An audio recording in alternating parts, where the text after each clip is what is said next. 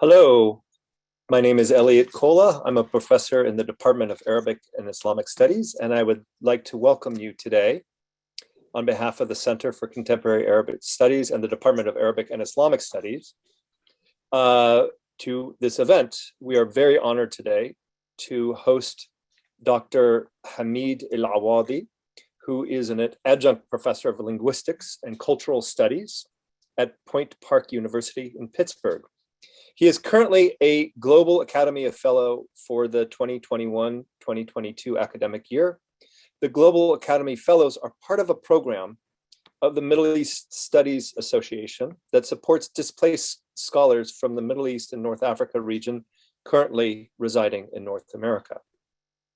Dr. Alawadhi holds a PhD in linguistics and translation studies from the Sorbonne in Paris, and a master's degree in translation and lexicography from the same university. He has an advanced diploma in Arabic lexicography and a BA in Arabic language and literature from the University of Tunis in Tunisia. He's the author, translator, editor, or compiler of more than 12 books across disciplines ranging from translation to linguistics. In addition to his lengthy career in academia, both in the region and now in the United States, Dr. Alawadhi served as an ambassador and permanent representative to Yemen to UNESCO for 5 years. While he continues his work in linguistics, translation, terminology, and lexicography, his research explores articulations between language, culture, and religion from transdisciplinary perspectives. In today's talk, Dr. Alawadhi will speak about the state of translation studies in the Arab world.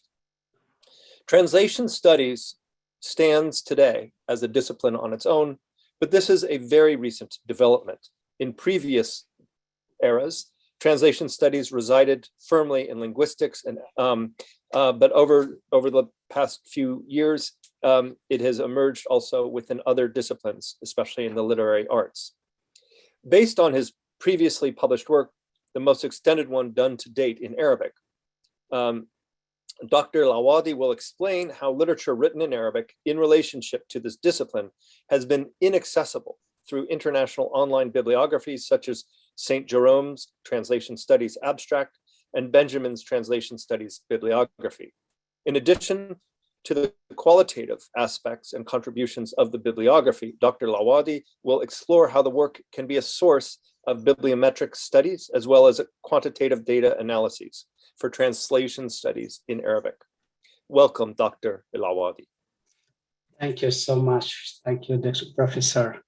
I'm very delighted to be with you today at this event hosted by University of Georgetown University and Middle East Society Association, Global Academy. And allow me first to thank Professor Elliott Colla, Chair of the Arabic Department, the Chair of Department of Arabic and Islamic Studies, for his presence first and for the introductory remarks he made about me. I would like also to thank the people working within the Center of Contemporary Arabic Studies. Precisely, I would like to name Professor Judith Tucker, and also those other people who contributed to the organization of this meeting, Maddie, Miriam's, and others.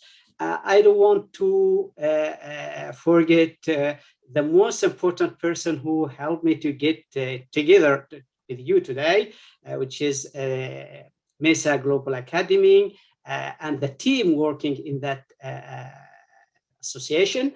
And I would like to namely thanks Mamie Carrick for the work she is doing for people, displaced scholars from the Middle East, to get through the labyrinth of the academia in North America. My presentation today is twofold. In fact, I will try to give you an idea about the actual current situation of the translation studies within the Arabic language. and to see with you to get some ideas about how we can develop a depository, an online depository for such resources. So allow me to upload my presentation. I have a PowerPoint presentation just to frame our discussion and help us to understand. I hope that you can see that right now. It's okay. Okay. So as said, Professor Colla, my presentation is about Arabic bibliography of translation study, reality, and perspective. I have a short agenda, so it will be a short introduction, key terms, international and Arabic landscape of bibliography of translation studies, Arabic bibliography of translation studies, so the current situation, reality. I'll talk a little bit about the historic background of this Arabic bibliography. And of course, to look forward about this project that I still carrying and try to promote a kind of support to get it for the future. So to talk about the perspective of such and conclude with some takeaways and give you the possibility to comment or to ask questions. So translation studies, as it was said, taking a most important place in academia. Translation study needs to be profoundly discussed and explained in most academic and public venues. Our meeting today is a proof of that. The Arabic culture and mediatic consumption today is based on translated product. So translation and translation studies is around us everywhere. Needs are to see the modalities of such transfer through the specific discipline that works out these products. So I'll use the term translation to cover both translation and interpreting. So the increasing interest in translation and its wide range of practices, research, pedagogical approaches, teaching institutions, and technical tools demonstrate its complexity and multidisciplinary nature. Sometimes we talk about interdisciplinary or transdisciplinary nature of translation studies, as well as its extended reach academically and publicly. So it's not only an academic matter, but it's something that touch base with different domain of our life. Arabic is one of the most important languages in the world in terms of speakers. It comes after Chinese, English, Spanish, before French, Russian, and many big languages around the world. So its contribution in translation studies is getting bigger and more diverse. And thanks to this diversity within the sphere of the Arabic language speaking in the Arab world, that made our contribution on that, that domain more diverse and more wider. The making of an Arabic bibliography is needed to systematize the existing and widespread knowledge in the area of translation study. So let me talk with you very briefly about few terms that help us to frame our discussion and to be in the same page when we talk about translation versus Arabization. Translation studies, what is translation study? And that kind of two sorts of bibliographies. So bibliography of translation studies versus bibliography of translation. I give you the Arabic equivalent, which is more explicit, if you want, for the two last terms. So let us start with this term about these two terms that we used in Arabic. Of course, we use tarjama as an umbrella term to cover both translation and interpreting. Sometimes we use tarjama fawriya to say interpreting, or we use also mutarjim to translator, turjuman for the interpreter. But turjuman, even it's a historic term in Arabic, is still like a jargon within the community of translator. So publicly, people don't know what is turjuman or turjumana, but this is a jargon within a specialist in the domain. The other term that is, we have a lot of tendency to confuse between them is at-ta'rib or Arabization, to designate a kind of translation into Arabic. So ta'rib, when we talk about it within translation, we mean translation into Arabic, which is the equivalent. In French, they have two terms to talk about: translation to the mother tongue and translation to the foreign language. So the term eversion. But in Arabic, we use ta'rib to say this is to Arabic, and translation to another language. I know I don't agree about that division, because my understanding for ta'rib is like, this is a term, it's a cultural and political terms. It's more about planning. It's about, linguistic planning or linguistic policy that it is behind the word ta'rib, but not as a technical term used in translation. The other terms that I would like to talk to you about it, this is the most important one in our meeting today, our webinar, is about translation studies. It designates the discipline which study phenomena associated with translation in its different forms. After being part, as you said, Professor, correctly, after being a part of linguistic, translation study today stands as a discipline in its own right. It is emerging from the field of modern languages, comparative literature, and linguistic. But it's yet now, today, an independent discipline. It is a new area of inquiry dating from the second half of the 20th century, as translation. It's getting most important after Nuremberg trials. So in Arabic, to talk about translation studies, we have no one term to designate the equivalent, the English, the English term. We used ilm al-tarjama, like science of translating, dirasat al-tarjama, literally speaking, like translation studies. And we use also tarjamiyat, like sawtiyat, lisaniyat, and we use al-tarjamiyya. So there is no agreement about the term that we use. And I adopted ilm al-tarjama because it's the most important one used by the most important specialist in the domain, in domain of translation studies.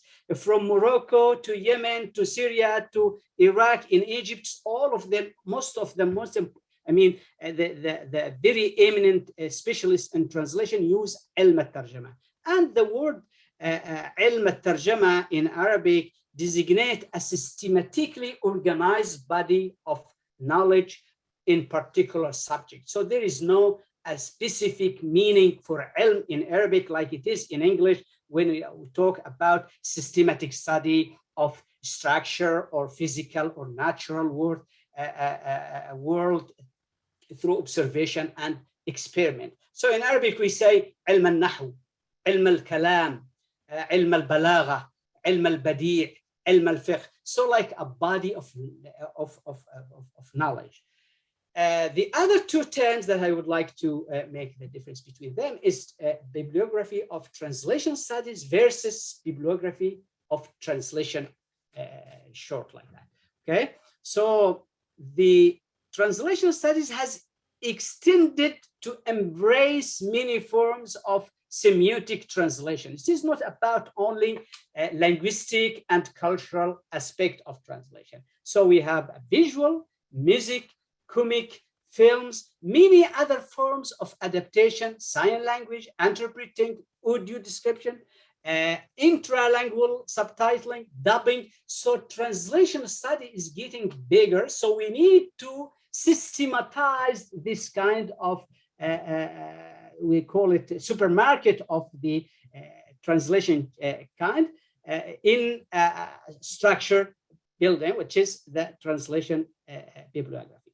The bibliography of translation studies is about the whole kind of literature related to the discipline in its different aspects. So purposes, content, functions, teaching, practices, tools, and technologies, as well as the theories, method, history, didactic, research, and so on. So I can go beyond that one. So these are the 10 that we will talk about.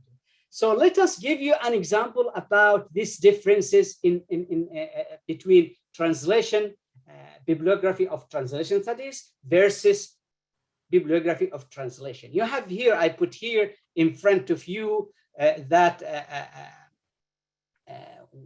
in fact, this is from the UNESCO website about what they call it, the index translolium.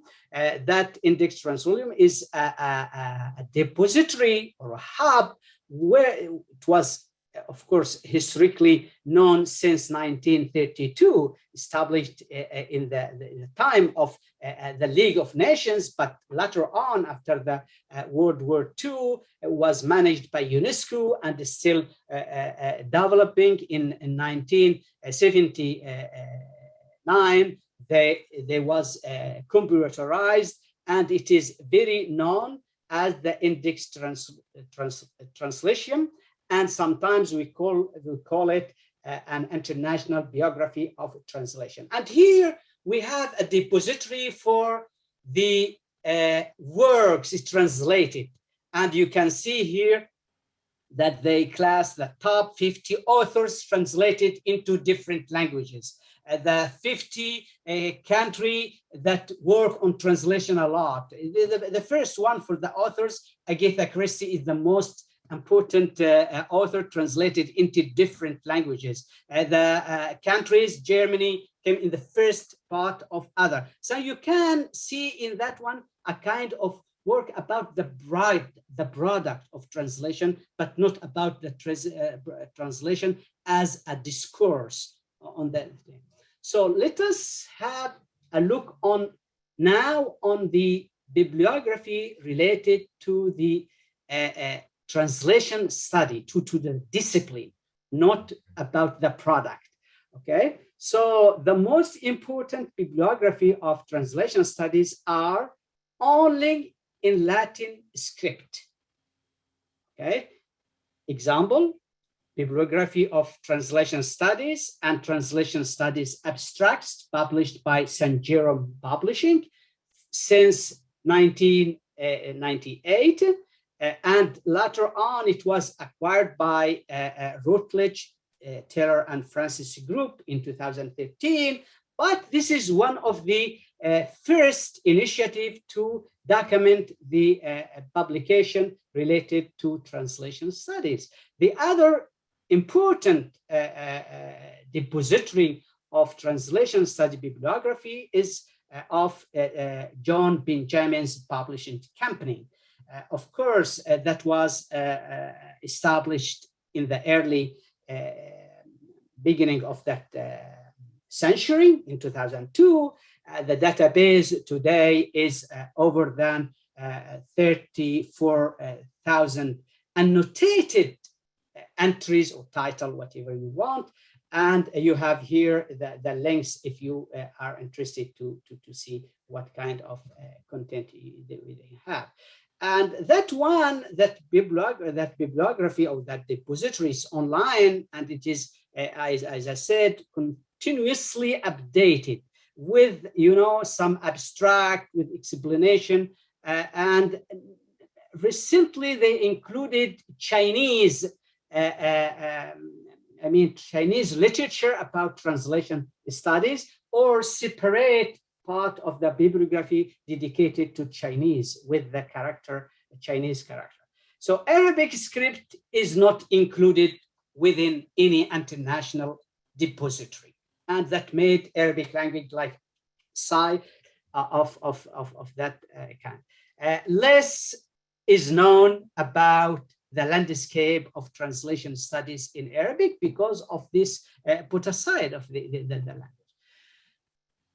So let us see how Arabs work to develop literature on translation studies. Like translation itself was part of linguistics, so translation studies bibliography started within the bibliography dedicated to linguistics. And the first work on that matter was the work to Muhammad Hussein Colla. It sounds like a Yemeni origin from Hadramaut, and it was published in London twice in 1975 and later on in 1983.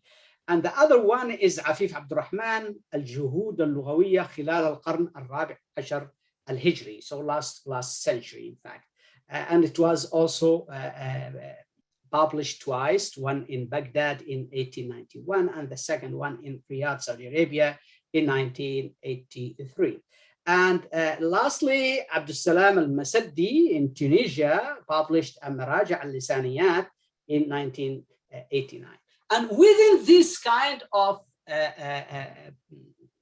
production, publication, we find translation as part of linguistics. So we can find some references related to translation, I mean, to the discourse about the translation in this kind of. Another step, so the first step was within linguistic bibliography. The second step is, I call it translation study partial bibliographies. And that one started in the beginning of the 90s of last century, so 1993, within the publication of what they call it translation and Arabization. And here again, this is why I put the difference between translation and Arabization, because many bibliography will use these dual terms. It include only 386 entries. I myself started that give you an idea about my passion working on that domain when I was a young student in 1994. So started my first project about Arabic translation studies. I published to 270, so really a modest number. And then a friend of mine, I know him very well, Abdullah Hamid, who is a translator working within UNESCO, but he published between 1988 and 2010 several lists of Arabic books on translation studies. So he dedicated his work about only books. So the last version of his work was in 2010 when I was Dean of the Faculty of Arts and Humanity in Sana'a in Yemen. I was also the editor of the journal. I published for him that last version of his translation studies literature. So some occasional, if you can see here, this is an occasional, there was some occasional overlapping between the three publications, that of Arif, Alawadhi, and Hamid. The characteristic that gathered the three works are, this is an individual endeavors, unframed, separated efforts. Later on, I coordinate with Hamid to publish something together without mentioning our names. Of course, Arif is a librarian. Hamid was a translator. Hamid, I mean Abdullah Hamid.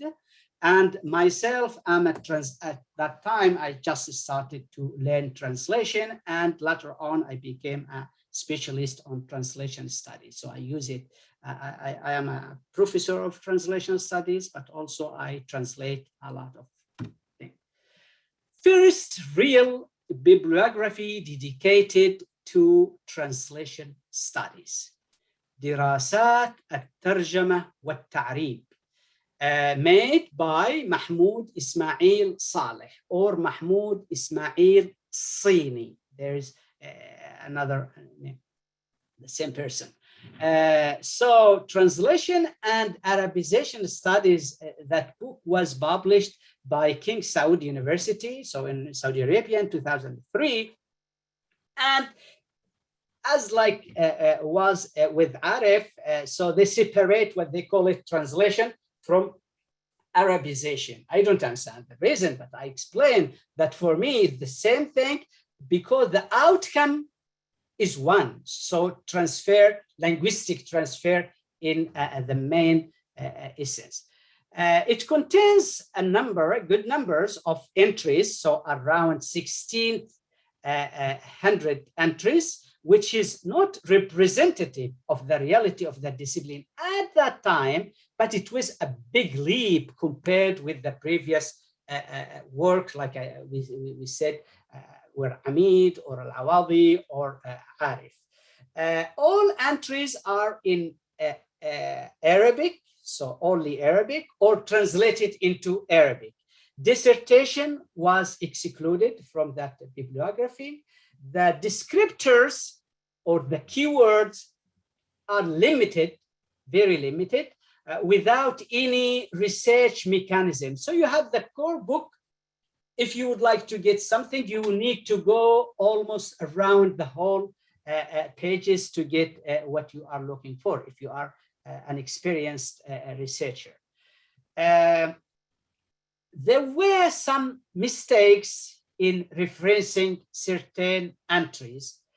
The compiler is a specialist on applied linguistics, including translation, and has a rich publication in diverse field of linguistics. And I really appreciate his work. He really the founder of the Arabic bibliography of the translation studies. And he's an eminent personality today in Saudi Arabia, working with King Abdullah Center for that worked on translation and science. By the way, he is a Georgetown University alumnus from 70s, 60s, something like that. So the work that I did and that I would like to share with you some thoughts about it is this bibliography. So the current Arabic bibliography of translation studies. Due to the war in Yemen and in the region since 2011, its publication was delayed from 2013 to 2020. I choose 2013 because I said between the work that was done by Arif and the work done by Sini or Saleh, 10 years. So my works after Saleh, so takes 10 years. So my plan was to have in 10 years, in 1 decade, we have such kind of literature. But as I said, war is destroyed everything, including a scientific project like that one. So this bibliography contains more than 6,200 entries. So this is the book. You can see it. So I put it in what I call it core part. So the part where there is all the information about the entry, the name of the author, the translator, the media of publication, the pages, etc., etc. And in the other parts, I have several indexes, like an index by titles with cross-reference to the main core. The descriptors, I made a lot of descriptors, more than 260 descriptors or keywords to get what you would like to get from the book. And of course, sources from different countries, from different media. It's about 528 pages. The Arabic bibliography of translation studies include practical description. And this is new. and categorization of the topics associated with the discipline, unlike previous work. So I tried to make a kind of mapping the domain by keywords. So people go to find what they would like to get from the book easily. The descriptors, as you know, maximize the degree of specificity of the topics to avoid ambiguities and confusion and facilitate access to the bibliography. And the bibliography is in hard copy. So it's not easy to find something that you just type in a few words and you find it. So you need a way to access that.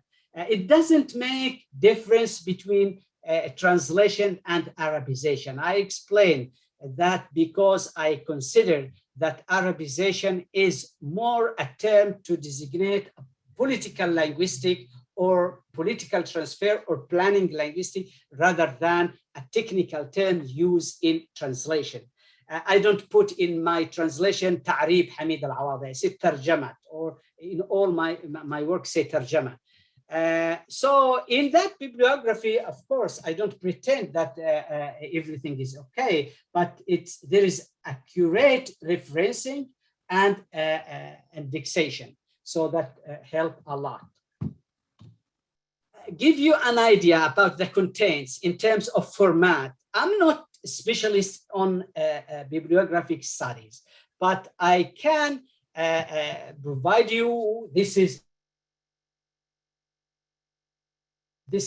a book, and I think that the research in the future will find a different aspect to study that book as in itself, to understand how Arab learn this discipline, how they produce about it, what they translated, etc. So I find that in that you will find in that bibliography around over 6,200 entries. You will have 65% like studies. When I say studies, I mean those academically achieved within academic standards.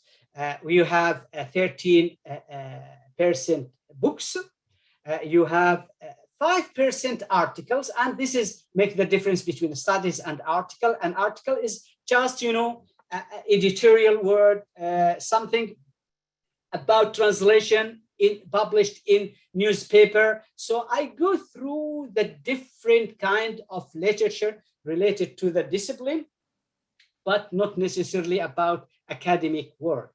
There is 4% of that work as reviews for translation, reviews for book about translation, and interviews, again, about translation study, about translation, about interpreting with translators, with interpreters, with officials working on the domain of translation, academic, etc., and diverse format like institution, associations, and many different things about it.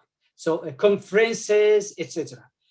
To give you an idea how we can use that bibliography to do something more detailed, so to understand how people in the Arab region work on that. Then I give you an example here about bibliometric studies, around 2,700 entries. This is in French. I'm so sorry for that, but I'll talk in English.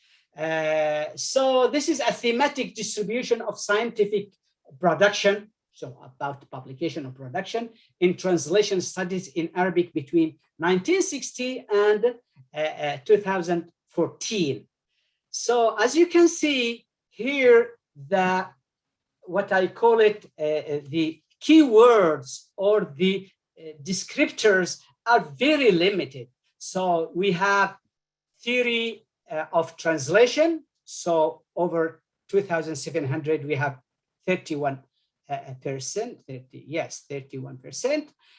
Literary translation 13, technical translation 12, history of translation 11%, scientific translation 10%, religious translation 9%, and translation and culture 7%, translation, specialized translation 7%. In the bibliography that I put, we have more specification about these key terms like theory, literary, scientific, etc. We go beyond that to talk about, for example, I give you an example, just criticism of translation. When we talk about evaluation, assessment, about quality control, about errors. So you can find in the bibliography some contributions about such kind of what we call it part of applied translation studies. So we talk about didactics, about training, about curriculum, about exercise, about competences. So more details. But I put that example because researchers among you perhaps may be interested to do studies about the translation studies in Arabic. So something, a meta language about our work in that domain, can use the bibliography easily and find the correct statistics about it in the Arab world. Let us now go from the history and the current situation to look a little bit forward. And I'll talk a little bit about the future of an Arabic bibliography of translation studies. So Arabic publication in translation studies are getting better in terms of contribution to a more complete understanding of the discipline. And I'm pretty certain about it, ensure you that within Arabic language, we found more international literature than any other language. I know well French. I know well what kind of literature we have in French domain in terms of translation studies. Arabic, we have a lot of more, because we translated from Russian language, from French, from German, from English, from Chinese, from Persian, about a translation. I'm not talking about general translation, about translation studies. So we are more open to get, to embrace this different literature about the discipline, unlike some language like ethnocentrism. I don't know, I'm not accusing, but I said in Arabic domain, we have a rich literature about translation studies. I say that because I experiences all of that kind of production. The current bibliography, the one that I'm talking about, could be a source of further bibliographic studies, like I said before, to find out the feature of the discipline in Arabic language and culture. Example, the influence and the originality. So what is original from the region and what is because we are translated from English or from French or from German in our understanding of the discipline. The comprehensiveness and the lacuna. And I noticed, for example, in preparing that bibliography, that we have a lot of gaps in terms of following theoretically, so to have a translation discourse about multimedia translation, about dubbing and subtitling. So this is a kind of thing that the bibliography can show us where is the lacuna of that. In many other aspects of the discipline. Current bibliography need to be updated for including the missed work and what it added since when I stopped working on it in the middle of last decade. A plausible Arabic bibliography of translation studies may contain up to 15,000 entries. Now I have, in theory, I mean, in my just cards and paper, one and a half the size of the current one. So more than 12,000 entries or title. So we can have it, but my idea is not to go again through the publication on paper. Some subfield of the discipline could have their own bibliography. I'm thinking about religious bibliography. I have more than 3,000 title entries, if you want, about translation of Quran. So it's included in that one, but some other new things that I have it. So we can publish something about the translation of Quran, like we did about the translation of the Bible. An annotated version of the current bibliography is of great importance for the development of the discipline. So the last point that I'm insisting on is about the an institutional project is needed, because that work is an individual achievement or endeavors. And this is by personal passion for the discipline. I'm a specialist, that's true, but still I'm working that in the margin of my other tasks, other duties. So we need really an institutional team and institutional work with a clear frame to produce a reliable work. So to tend toward the future of this bibliography, if the current one, the one that I'm talking about, is the most extended one until now, the discipline today is very productive in terms of publication, in terms of research, in terms of institution where translation and translation studies is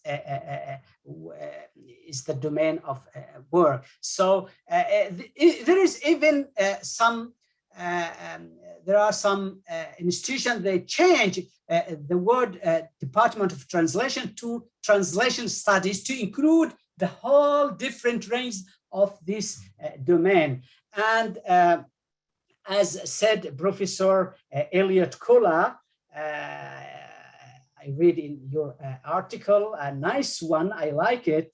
Perhaps I'll ask you if you allow me to translate it into Arabic.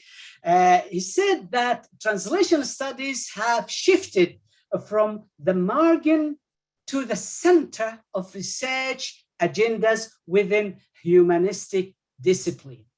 So to show you how this domain of research of study is really evolving and developing. An Arabic bibliography of translation studies, as you noticed, is still an individual endeavor.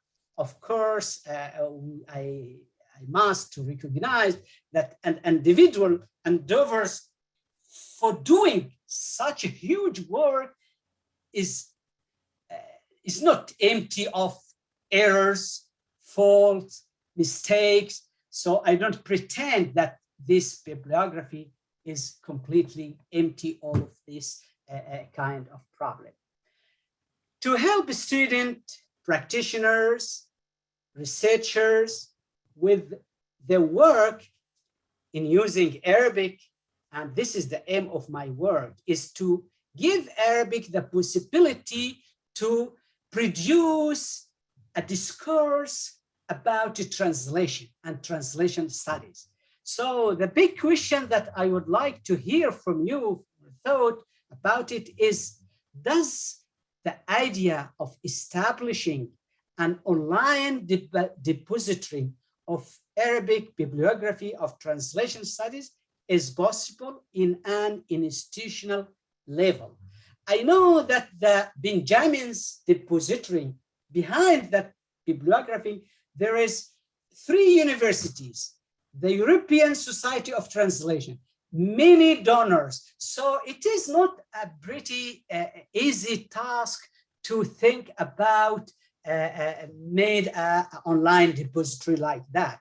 I myself tried even for the publication of that book, I tried to contact departments, institutions to help me publish it as it is today. I didn't find anyone who's working for such job, I mean. So I offer, however, my expertise, my knowledge about the domain to help on compiling a reliable, accessible, comprehensive, and perhaps annotated. I say perhaps because it is another task. I already have most of this kind of summary or sum up, whatever you can call it, about the majority of the content of that bibliography.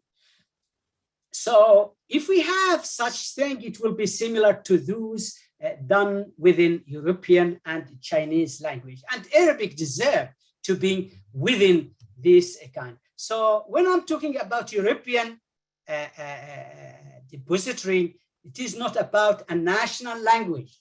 It is about the whole set of European language using Latin script.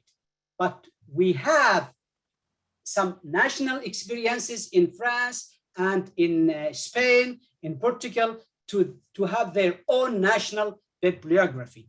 So let me, in the minute that I still have, quote a very, I like the poet Abu Nawas, I like him, Abu Nawas. So he said, وَقُلْ لِمَنْ يَدَّعِي فِي الْعِلْمِ فَلْسَفَةً حفظت شيئا وغابت عنك أشياء. I talk to myself using that verse. So I don't pretend that this bibliography is final, but it is a step toward to establish a new online depository on translation studies. Before I leave, I need to thanks again MESA and the Global Academy for all their endeavors assisting displaced scholars like me and like many others to go through the labyrinth way, path, whatever you call it, in academia in North America, and to enhance this kind of exchange between those displaced scholars and our colleagues in American university. I'm very optimistic that we can get our ways in that era. I thanks again Georgetown University in Washington, especially Center of Contemporary Arabic Studies and Department of Arabic and Islamic Studies. Thank you, Professor Elliott, Colla, for your work with me. Thanks to all of those behind the success of the event. And I would like to thank those friends who join us from around the world to hear perhaps this modest, humble presentation about translation studying. Thank you for you all. Merci beaucoup. Shukran jazilan.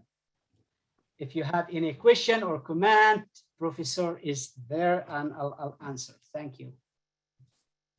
Thank you so much, Dr. Alawadhi. We have, that was a fantastic presentation, and we have some time now for questions and answers and discussion. I just want to ask, since some of our audience members might be new to translation studies, maybe Dr. Alawadhi, I can ask you just an opening question to speak about the history. And let me just preface this, that I think most everyone here relies on translation. Translation is, if you're at this talk, you have relied on translation. Probably today you have relied on translation. It is central to what we do as scholars. It's almost banal, and it's so much. It's very central, but at the same time, it's for much of our lives. It's invisible. I'm here borrowing from Lawrence Venuti's phrase, the translator's invisibility, which gets at the way in which we rely on translation, but we don't think much of all the labor that goes into that translation, or the fact that there are human beings doing that translation. And so my question for you is, thinking about this really specifically with the Arab world, is at what point did translation emerge as a topic of study worthy of its, a topic worthy of study in its own right? And why did translation emerge in this way? Well, I think in the Arab world, they follow the same process like in Europe, because in Europe after the second the World War II, with this was the beginning of a new era, and I talk about the Nuremberg Trial. That was to give the conference, for example, interpretation, its importance and interpreting. And later on, the Cold War made a translation more important. And of course, little by little until globalization. And today, if you go to read about Chinese miracle, they said this is because of translation that we are here. So translation is behind all of this progress. So in the Arab world, I think it is the same process. So after the Second World War, there was a kind of imitating what is going on in the Western countries. And the most important schools of translation was based on outside the Arab world, like in Paris, in London, in Manchester, in Leeds. So it's like that start the process. And later on in Beirut, in Cairo, etc., etc. Of course, I don't want to talk about the Al-Alsun, which is from the 19th century, Kulliyat Al-Alsun fi Jami'at Al-Qahira, which is with Al-Tahtawi. So the first, in fact, we have a three moment of the history of translation in the Arab language: the Abbasid, the Nahda, and the post-2003. Because in 2003, there was the Arab report of human development, and that put, say, the problem in front of a great public to say, well, Arab people don't translate a lot, and we need to enhance that. And from that time, we have a lot of department, institutions that start to, teach translation and work with a translator. I don't know if I answer your question correctly. Thank you, Dr. Alawadhi. That's a great, and yeah, it's very fascinating to think about the moments in time when translation becomes a problem, becomes visible as a problem, and then the moments it disappears. So as you said, there, at least in the Arabic tradition, there's multiple moments. Yeah, please. Yeah, I need to talk about this invisibility. You are right, but it is more invisible in Western culture than in the Arabic culture. Because in the Arab world, when you have a book, translated book, you see the name of the translator even bigger than the name of the author sometimes. But when you go to the Western translation, tradition, you have the translator name inside the book without being outside. His endeavor is less, evaluated in terms of moral right to be in the cover than in the Arab world. It's the opposite for the financial part. So we get less money in the Arab world for the translator, sometimes without money. And of course, this is just a moral support for this gratis, I would say gratis, gratis translation.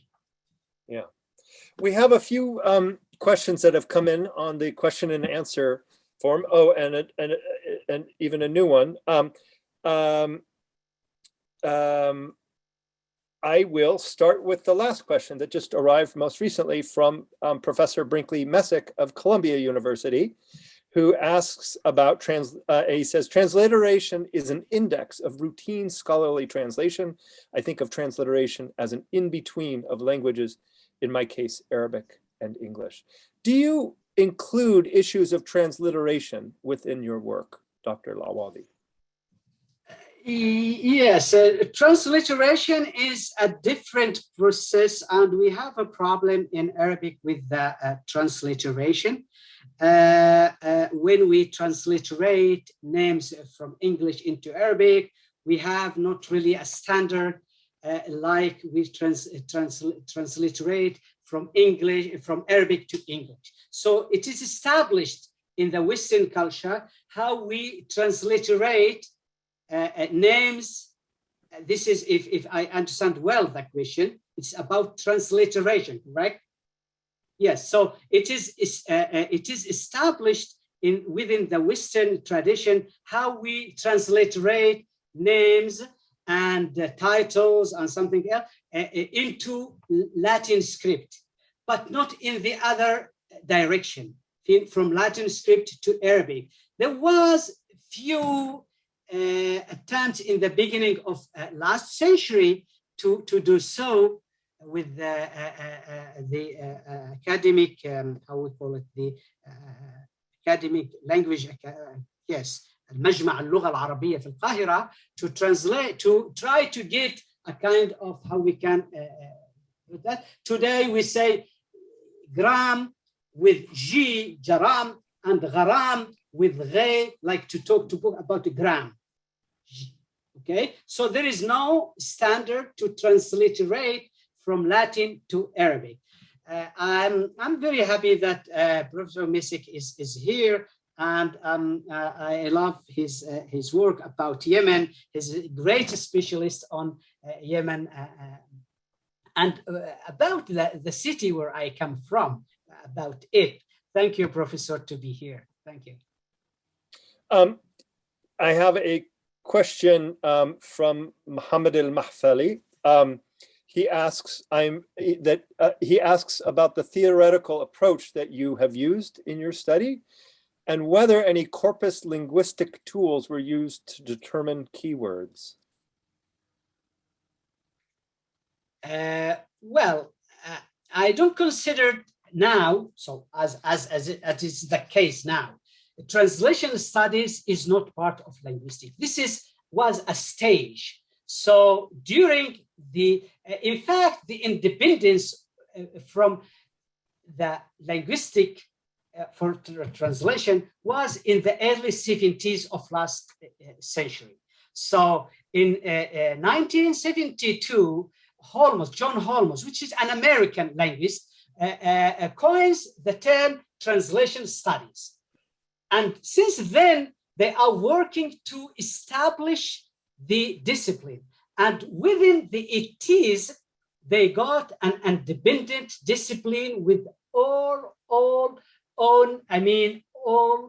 component, okay? So we have the kind of linguistic, translations always based on linguistic transfer. So we can't say linguistic is not related to translation, but we say translation is not dependent to linguistic.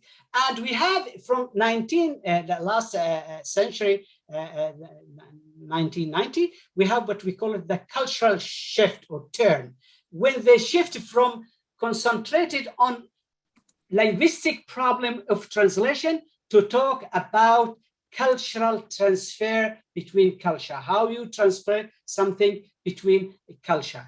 And then we have the digital turn nowadays when we translate something online, social media, etc. So if you want, translation studies is developing and evolving and changing. And this is why we can't rely only on linguistic features or characteristics. Great. Let me ask another question here. A writer, Saeed Shiab, asks about whether or not you think that translation studies in Arabic are lagging behind translation studies in other languages, and what political, social, or ideological reasons do you think are behind this state of affairs? I think I thank you, Professor Said. Professor Said, it's a friend of mine. We always exchange by email. He's just near of the city where I am, in Ohio, Kent University, State Kent University, I think. It is head of Department of Translation Studies there, and I'm happy to hear from him. Well, I agree with him about this thing.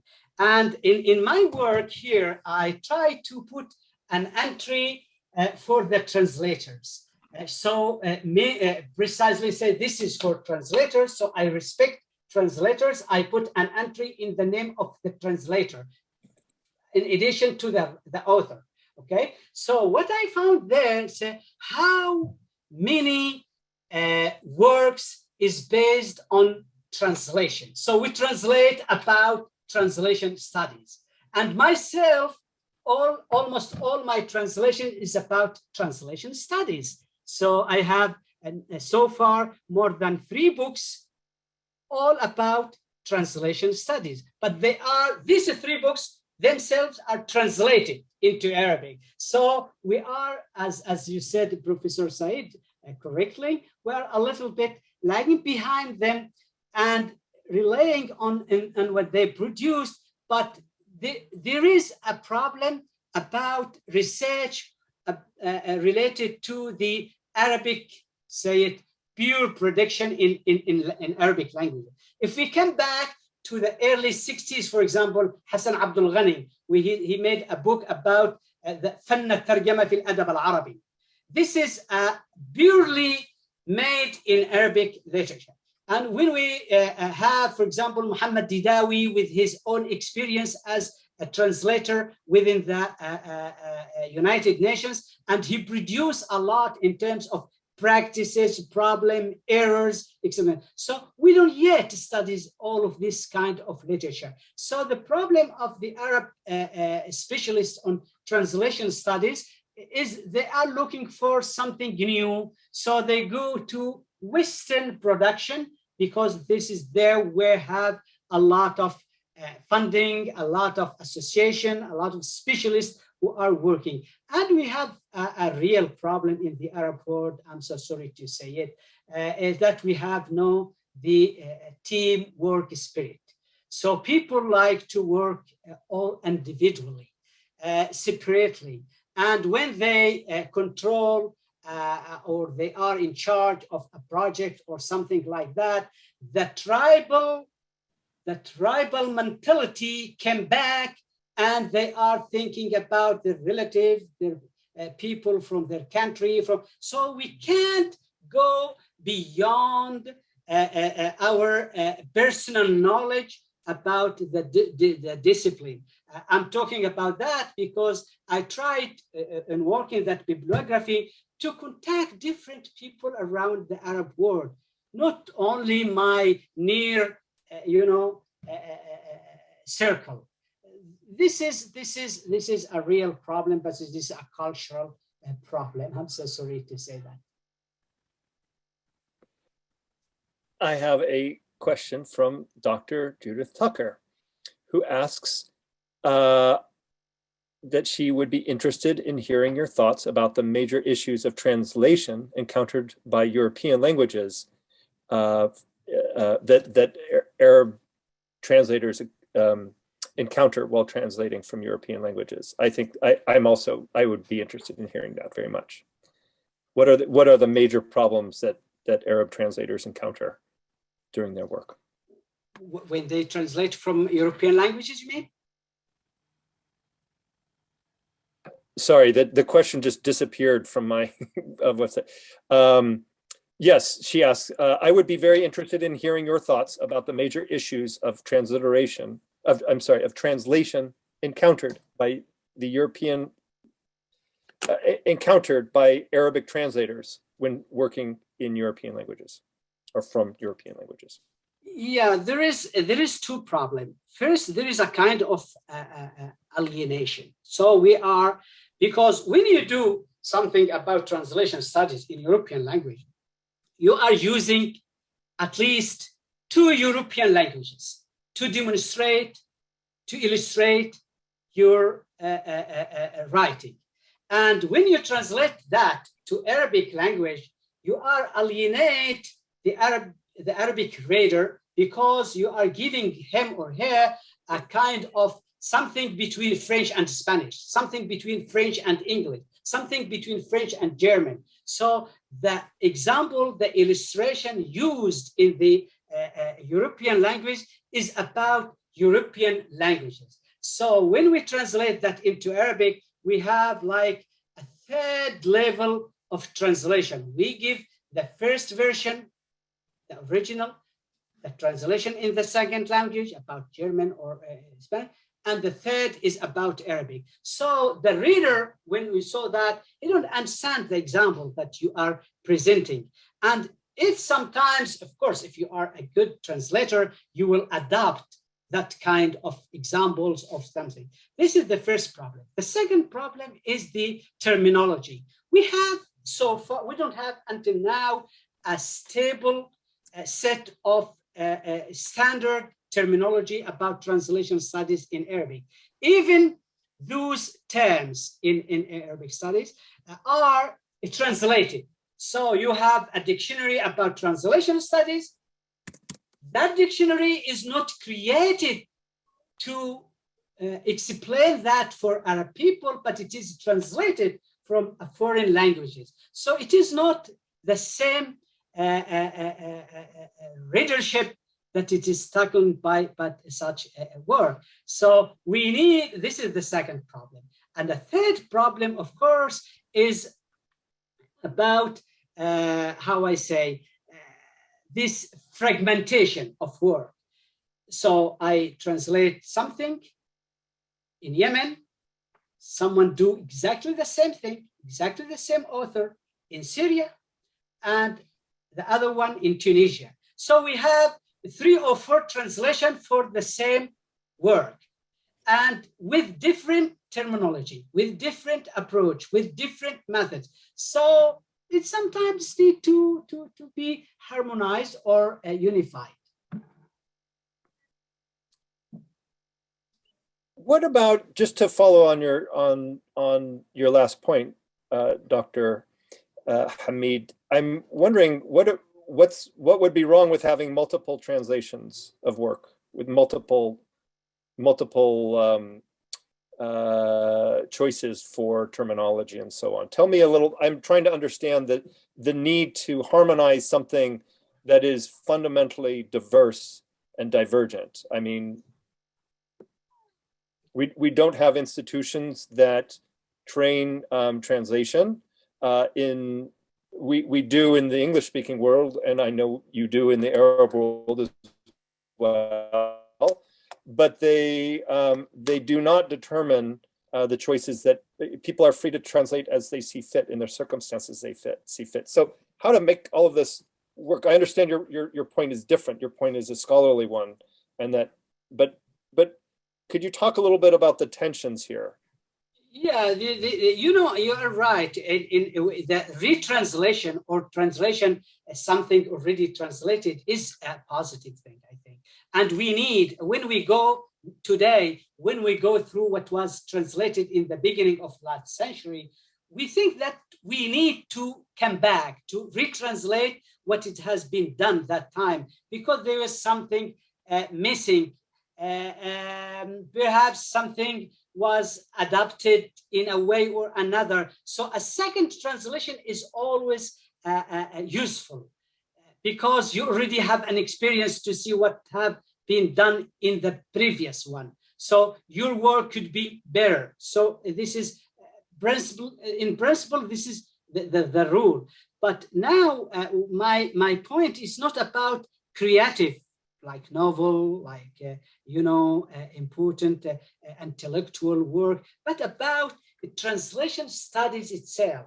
When I translate book about translation in Yemen, and I find the same book translated other ways in another country with different terminology, but not with different understanding of the, because translation developed. So if you understand in the last century, I don't know, Madame Bovary, in a way, today, if you retranslate it again into Arabic, you will understand it differently. I mean, there is a better understanding, a evolutive understanding of the text within the history. So we will not have exactly the same translation made by Muhammad Mandur in the last century about Madame Bovary, Flaubert. Example, this is an example just to mention how it is usual, as I agree with you. So it is not bad to have a new translation that develop, that add, that make the translation more reliable, more clear, something like that. Thanks. A few questions are coming in here. One is from Abdul Ghani El-Hajabi, who asks about the three stages of translation in the Arab world that you mentioned. And his question is really this: how can you evaluate, or how do you evaluate translation in the Arab world since 2011? And how has this been impacted by the instability of that has followed since the revolutions of 2011? Yeah, I allow, permit me to ask you also to answer to this question, because your article about drugmen and checkpoints made a lot of contribution about understanding the problem of how 9/11 like make a boom for the translation in United States and around. And I have a point to make in that regard, is that military translation, or a translation related to the military events, is like invisible. So we can't see renewable work that can help us, because this is something done behind the coulisses, behind the stage. So we don't see production, we don't see theories, we don't see problem, we don't see nothing about it. So, but my idea about these three stages is in 2003, not 2011, 2003, a report in the Arab world explained that Arabs is lag behind Spain in terms of number of translated work to Arabic. And since then, there was several initiatives in Gulf countries, in Egypt, in Lebanon, to multiply, or to fund a lot of translation. So this is the second wave of translation, not a translation studies, but a translation. And in parallel to this development of translation studies find a ground, a field to work on. And this is why we have now multiple department, institutions, researcher, translator around the world. I follow my page in internet, and I find that because my website is about translation, I found that I'm very followed in Algeria, for example, more than in Yemen, because in Algeria there is a kind of movement about the translation and translation studies.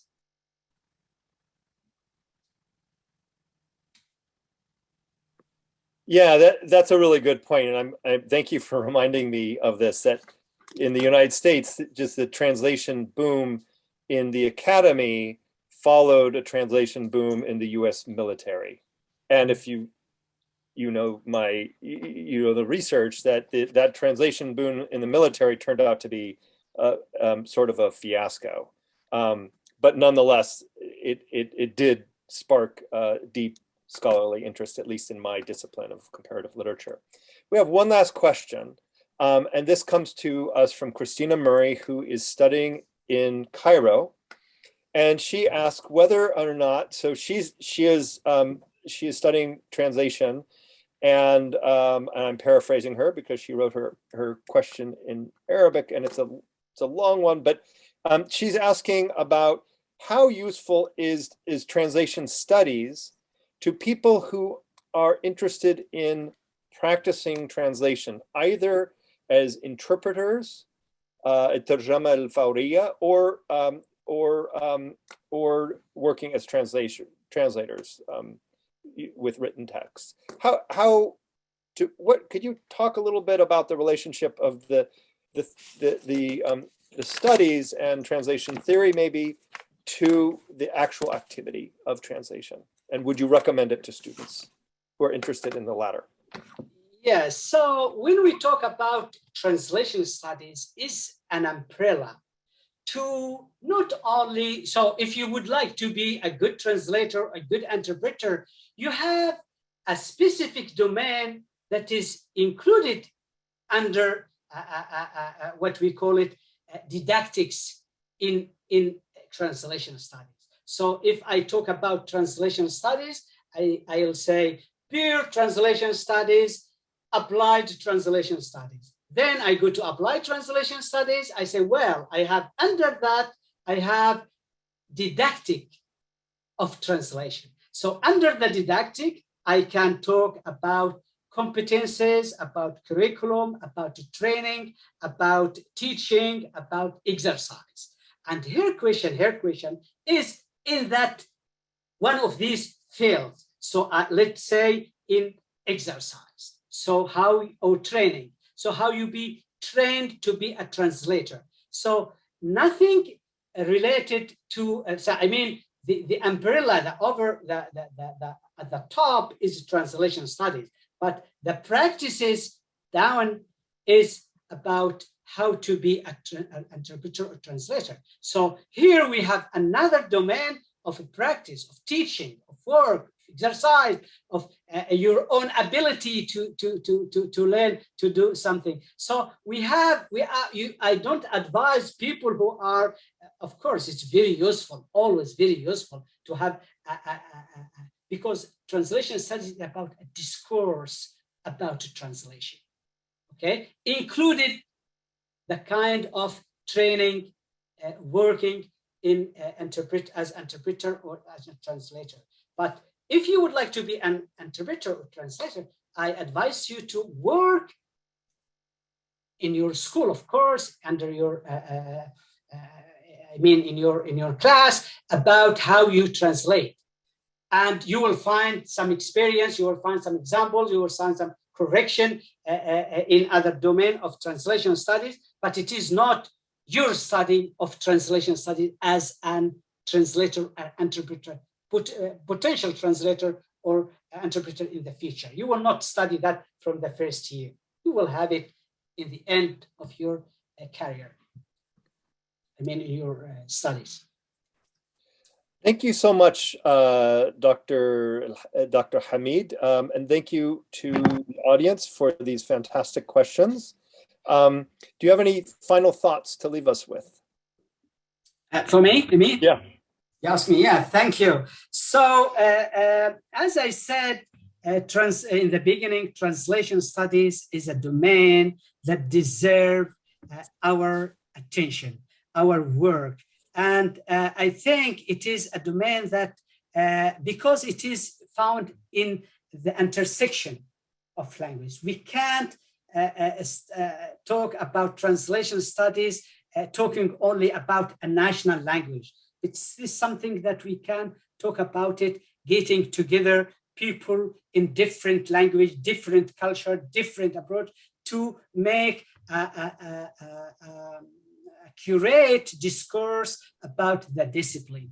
And the problem of the Arabic translation and Arabic studies, translation studies in Arabic, is that sometimes, as said Professor Saeed correctly, we are relying on the foreign production of our colleagues, friends in the Western countries, and we need, and the aim of my work is to kind of revive this possibility that we can do research and studies based on Arabic thought, Arabic production, Arabic. So, of course, to meet with others. If you come empty from everything and you ask something, you will not find it. So I am supporting for that kind of get together, work together, but bring your own contribution